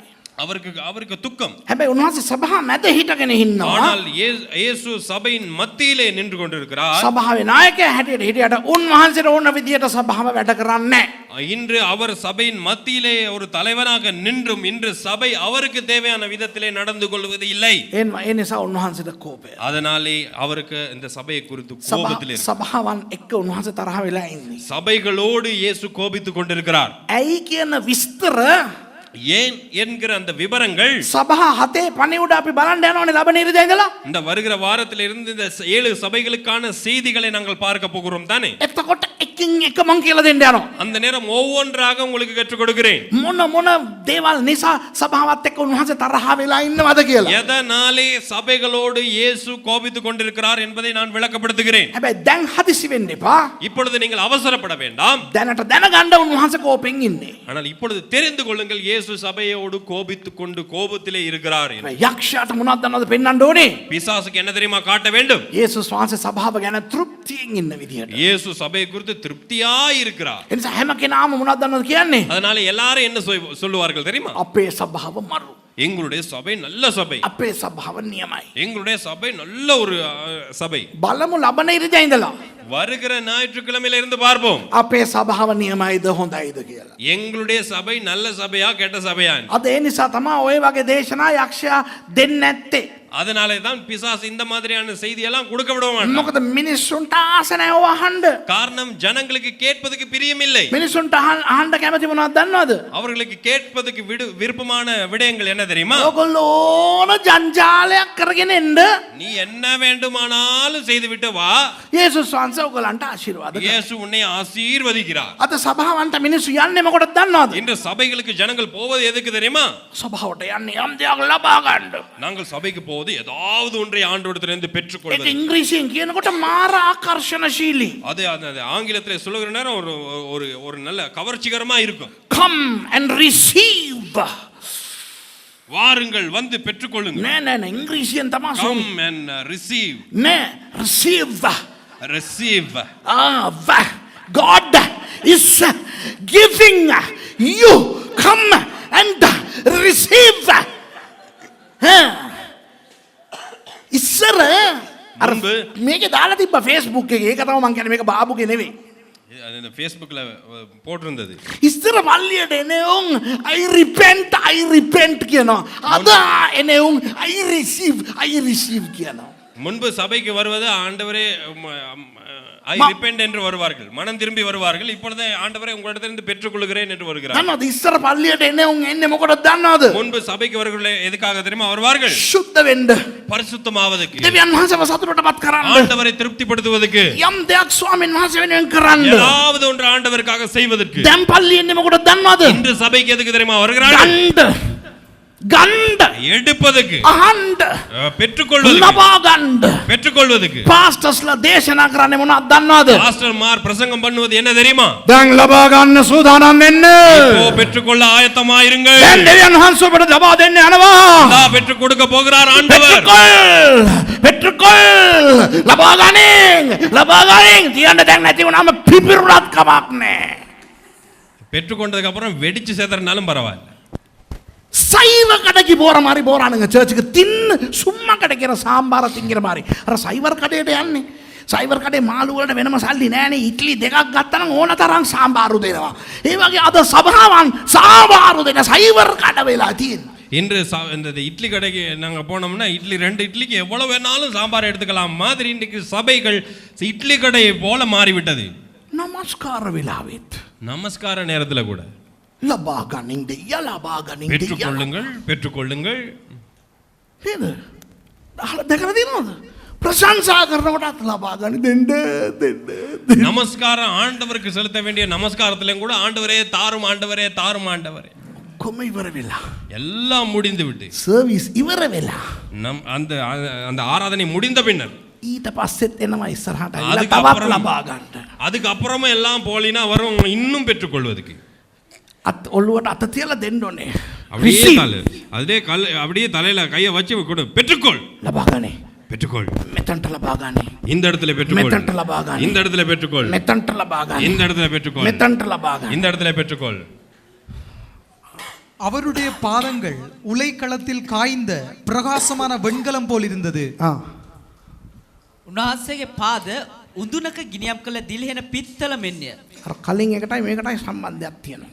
அந்த முதல் விடயத்துக்கும் இந்த விடயத்துக்கும் ஒரு சம்பந்தம் இருக்கு. උන්වහන්සේගේ ඇස්වල කෝපය. அவருடைய கண்களிலே இருக்கிற அந்த கோபம் තරහ ගිල්ලා තියෙන්නේ සභාවත් එක්ක. சபையோடு கோபத்திலே இருக்கிறார். දැන් පාදේ ලෝකඩලු. அப்ப அவருடைய பாதம் வந்து பித்தளை, වෙන්කලම්. வெண்கலம். ඔගොල්ලෝ පුළුවන් නම් කැමති නම් මතක තියනවා නම් නික්මයාම 27 කවදා හරි කියවලා බලා ගන්න. நீங்க முடியும்னா ஞாபகம் இருந்தா முடிந்தால் யாத்ராகமம் 27வது அதிகாரத்தை வாசித்து பாருங்கள். නික්මයාම 27 පැහැදිලිවම කියලා තියෙනවා. யாத்ராகமம் 27வது அதிகாரத்திலே தெளிவாக சொல்லப்பட்டிருக்கிறது. දෙවියන් වහන්සේගේ கூடாரம் මණ්ඩපය සදන විට ஆண்டவருடைய அந்த கூடாரத்தை அப்படியே செய்கிற நேரத்திலே පූජාව සම්බන්ධිත දේවල්, அந்த பலிக்கு சம்பந்தமான விடயங்கள், ඒ කියන්නේ ඒ පූජාසනේ ආවරණය, அந்த அந்த பலிபீடத்தினுடைய அந்த மேல் பூச்சு, ඒ භාජන භාත්‍ර, அந்த பாத்திரங்கள், ඒ කණු කුළුණු, அந்த தூண்கள், ඒ සියලුම දේවල් ආවරණය කරන්න ඕනේ ලෝකඩ වලින්. அந்த தூண்கள் எல்லாம் அந்த எல்லா விடயங்களுமே அப்படி மேல் பூச்சு பூசப்பட வேண்டும் இந்த வெண்கலத்திலே. මොකද දන්නවද? அதுக்கு காரணம் என்ன தெரியுமா? ලෝකඩ සංකේතවත් කරන්නේ විනිශ්චය. இந்த வெண்கலம் பிரதிபலிப்பது நியாய தீர்ப்பை. යේසුස් වහන්සේගේ ඇස්වල සභාවට විරුද්ධව කෝපය இயேசுனுடைய கண்களிலே இருக்கிற அந்த சபைக்கு விரோதமான அந்த கோபத்திலே උන්වහන්සේගේ විනිශ්චය උන්වහන්සේ තියන් ඉන්නේ කකුලේ. அவருடைய அந்த நியாய தீர்ப்பை வைத்திருப்பது அவருடைய பாதத்திலே. කවුරුත් යේසුස් වහන්සේව මේ විදියට දේශනා කරන්නේ. இப்படி யாரும் இயேசுவை குறித்து பிரசங்கம் செய்ய மாட்டார்கள். හැබැයි ඇත්තට යේසුස් වහන්සේ අද ඉන්න විදිය අපි බයිබලෙන් බලාගෙන ඉන්නේ. ஆனால் இன்று இயேசு எப்படி இருக்கிறார் என்பதை வேதத்தின்படி பார்த்து கொண்டிருக்கிறோம். අතේ විනිශ්චය තියෙනවා නම් கைகளிலே அந்த நியாய தீர்ப்பு இருந்தால் ගහන්නත් පුළුවන් සිප ගන්නත් පුළුවන්. அடிக்கவும் முடியும் அணைக்கவும் முடியும். හැබැයි කකුලේ තියෙනවා නම් විනිශ්චය ஆனால் கால்களிலே அந்த நியாய தீர்ப்பு இருந்தால் ගහන්න පමණයි පුළුවන් සිප ගන්න බෑ. හරිද? அடிக்க மட்டும்தான் முடியும், அணைக்க முடியாது. මිත්‍රෝනේ සභාව ඔසවා ගන්න යනවා. சபை எடுத்துக்கொள்ளப்பட போகிறது. சபை එහෙම ඔසවා ගන්නකොට அப்படி எடுத்துக்கொள்ளப்படும் போது ඒක තමයි සභාවට දෙවියන් වහන්සේ දෙන විනිශ්චය. அதுதான் ஆண்டவர் அந்த சபைக்கு கொடுக்கிறதான நியாய தீர்ப்பு. දෙවියන් වහන්සේට ආදරය කරගෙන ඉන්න. ஆண்டவரை நேசித்துக் கொண்டிருக்கிற, උන්වහන්සේගේ වචනයට කීකරු වෙන ஆண்டவருடைய வசனத்துக்கு கீழ்ப்படுகிற අයව පමණයි උන්වහන්සේ ඔසවා ගන්නෙ. அப்படிப்பட்டவர்களை மாத்திரமே ஆண்டவர் எடுத்துக்கொள்வார். අනිත් අයව අතාරිනවා. மற்றவர்களை ஆண்டவர் கைவிட்டு விடுவார். ඒක තමයි කකුලින් ලැබෙන ඒ විනිශ්චය. அதுதான் அந்த கால்களினாலே கிடைக்கிற நியாய தீர்ப்பு. අත්හරිනු ලැබුවොත් கைவிடப்பட்டால் එතනින් පස්සේ chance එකක් නැහැ. அதுக்கு பின்னர் எங்களுக்கு ஒரு சந்தர்ப்பமே இல்லை. ඒ නිසා අපි දැනටම அதனால இப்பொழுதுக்கே අපි ශුද්ධ ජීවිතයක් ගත කරන්න පුරුදු වෙමු. ஒரு பரிசுத்த வாழ்க்கை வாழ்வதற்கு நாங்கள் பழக வேண்டும். සභා 7 ගැන ඉගෙන ගන්නකොට 7 சபைகளை குறித்து நாங்கள் படிக்கிற நேரத்திலே අපිට බලන්න පුළුවන් මොන මොන අඩුපාඩුද සභාවන්ට තියෙන්නේ කියලා. என்னென்ன குறைகள் இந்த சபைகளிலே இருக்கிறது என்று நாங்கள் பார்க்கலாம். ඉක්මනට කියවන්න අපි அவருடைய சத்தம் பெருவெள்ளத்து இரைச்சலை போல் இருந்தது. උන්වහන්සේගේ ශබ්දය බොහෝ ජලഘോഷාවක ශබ්දය මෙන්ය. ඊළඟ එකක් කියවන්න. தமது வலது கரத்திலே 7 நட்சத்திரங்களை ஏந்தி கொண்டிருந்தார். அவர் வாயிலிருந்து இருபுறமும் கருக்குள்ள பட்டயம் புறப்பட்டது. அவருடைய முகம் පොදු. උන්වහන්සේ සුවකිය දකුණතේ තාරකා සතක් ඇතුව සිටිසේක. උන්වහන්සේගේ මුඛයේ දෙමුහත් තියුණු කඩුවක් නික්මුණේය. උන්වහන්සේගේ අතේ ඒ තාරකා සත තිබුණා කියලා අපි බැලුවා. அவருடைய கரத்திலே 7 நட்சத்திரங்கள் இருந்தது என்று நாங்கள் பார்த்தோம். ඒ මොකද්ද වෙනමත් නෙවෙයි 20 වෙනි පදේ කියනවා දේවගැතිවරු පාස්ටර්ස්ලා කියලා. அது நாங்கள் 22வது வசனத்தில் பார்க்கலாம், போதகர்மாரை குறிக்கிறது. ඒ ගැන මම කතා කරලා ඉවරයි. அதை குறித்து நான் பேசிவிட்டேன். අද වැඩි කාලයක් අපි ගත කරන්න ඕනේ නැහැ. அதை குறித்து நாங்கள் நிறைய நேரம் செலவழிக்க தேவையில்லை. දේව දාසයින්ව උන්වහන්සේ දකුණු අතේ තියන් ඉන්නවා. தேவ ஊழியர்களே அவருடைய வலது கையிலே அவர் வைத்திருக்கிறார். ඒක දෙපැත්තටම ඒක බලපානවා.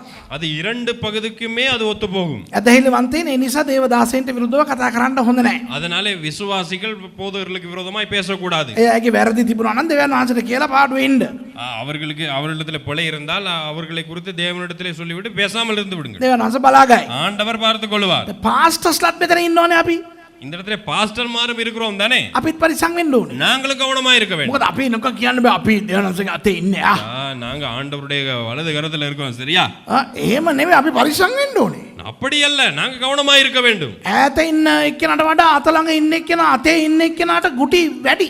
அந்த தூர இருக்கிறவரை விட வலது கையில இருக்கிறவருக்கு அடி கூட. ඒ නිසා අපි පාස්ටර්ස්ලා පරිස්සම් වෙන්න ඕනේ. அதனால பாஸ்டர்ஸ்மார் போதகர்மார் நாங்கள் கவனமா இருக்க හැබැයි வேண்டும். මෙතන මම කියලා දෙන්න කැමති අර ශබ්ද ගැනයි වචන ගැනයි. ஆனால் இந்த இடத்திலே இந்த வார்த்தை குறித்தும் இந்த இரைச்சலை குறித்தும் சத்தத்தை குறித்தும் நான் உங்களுக்கு சொல்ல விரும்புகிறேன். උන්වහන්සේගේ කටින් නිකුණු ඒ ශබ්දය அவருடைய வாயில இருந்து புறப்பட்ட அந்த சப்தம் මහා ජලഘോഷාවක් මෙන් තිබුණලු. ஒரு பெரிய இரைச்சலை போல இருந்தது. தண்ணீரின் இரைச்சலை. இரைச்சலை போல இருந்தது.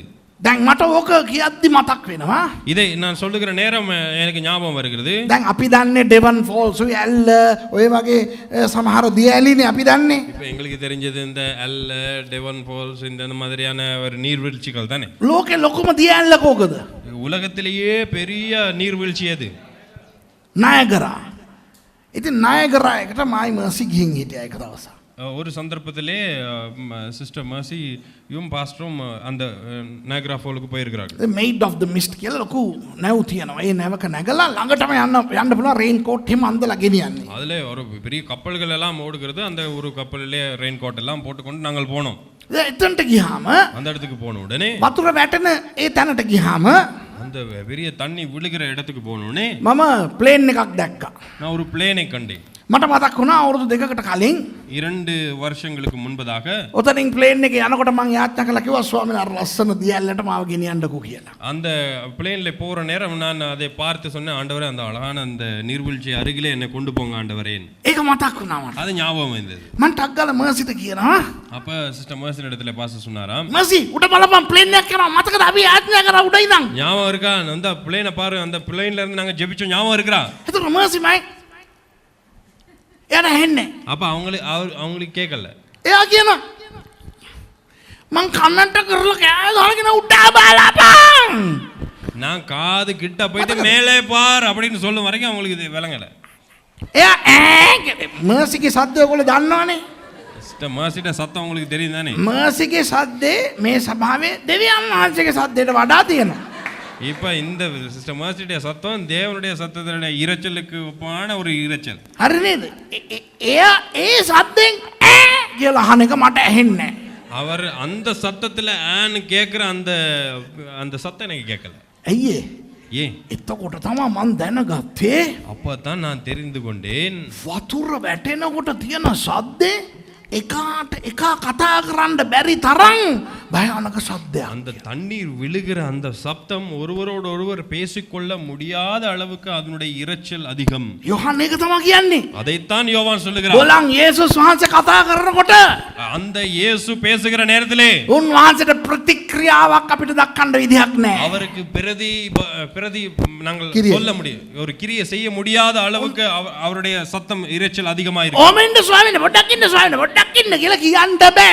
ஆண்டவரே கொஞ்சம் இருங்க, ஆண்டவரே கொஞ்சம் இருங்க ஆண்டவரே என்று சொல்ல முடியாது. උන්වහන්සේගේ ශබ්දය ඉතා අධිකයි. அவருடைய சத்தம் ஒரு பயங்கரமான சத்தம். මොකක්ද ඒ ශබ්දය? அந்த சத்தம் என்ன? දෙමුවක් කඩුව. அவருடைய இருபுறமும் கருக்குள்ள பட்டயம். இருபுறமும் கருக்குள்ள பட்டயம். මොකක්ද දෙමුවක් කඩුව කියන්නේ? அந்த இருபுறமும் கருக்குள்ள பட்டயம் என்றால் என்ன? වචනය.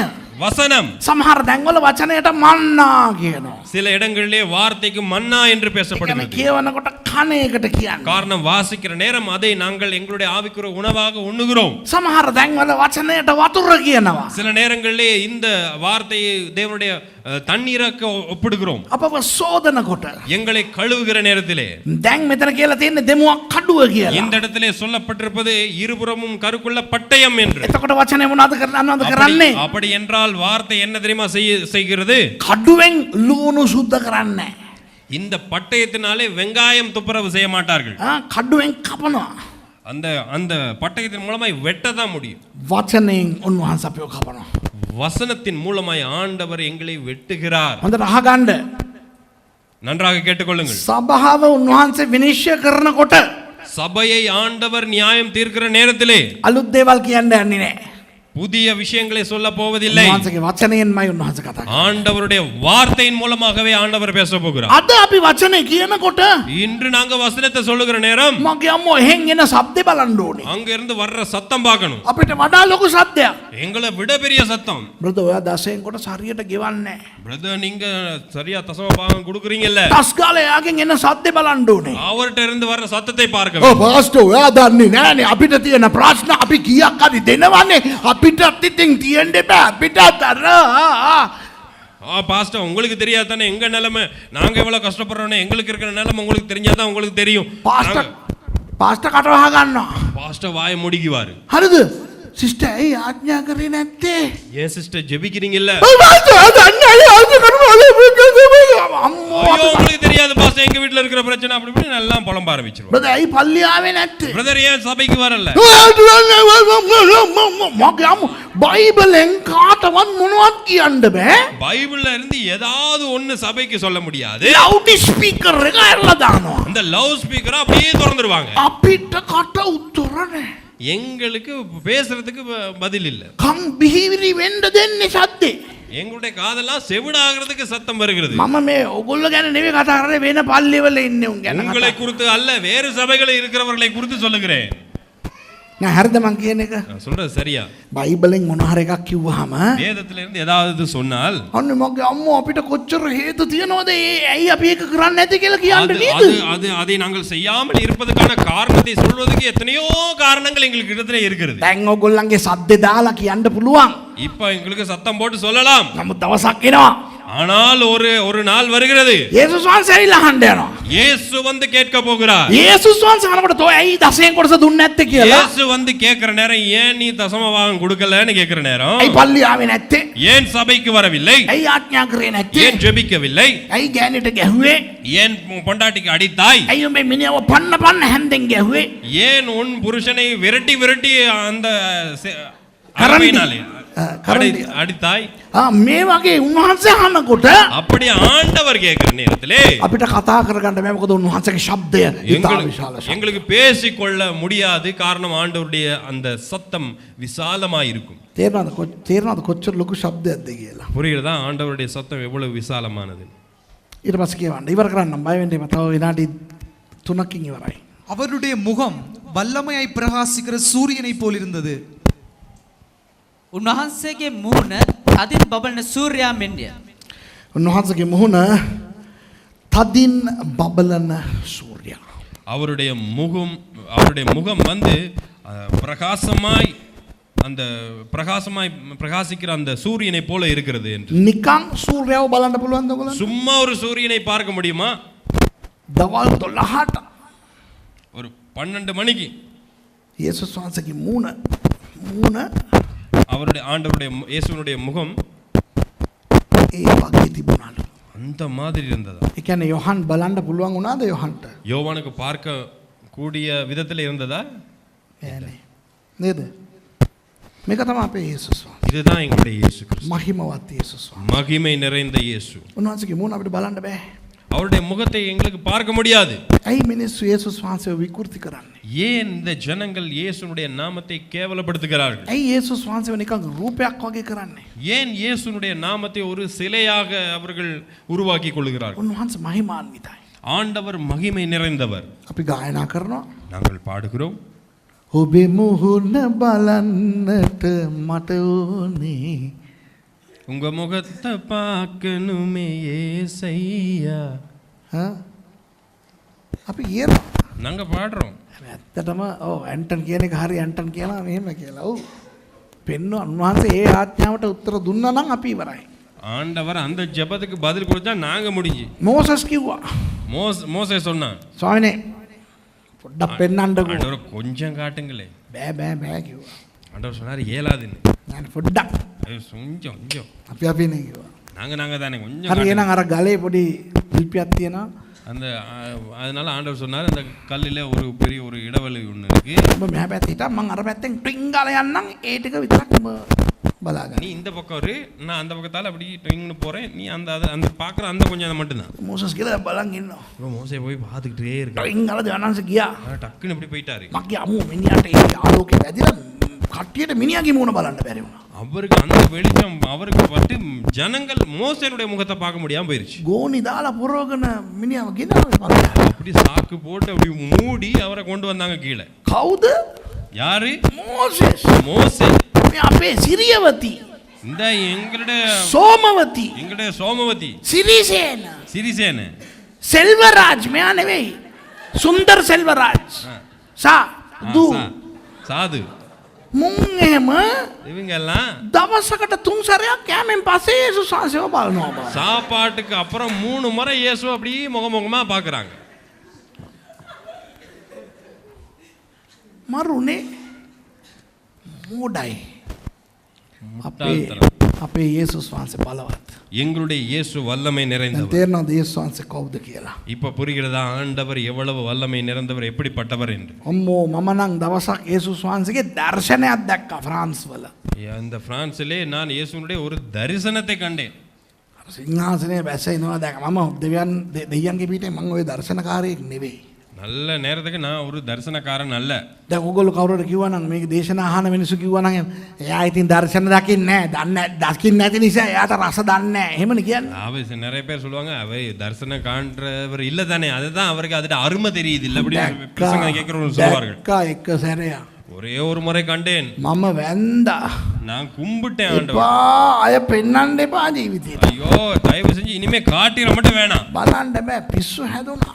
அதை பார்க்க இயலாத அதனுடைய மகிமை. සතියක් මං වේවුලගෙන හිටියේ.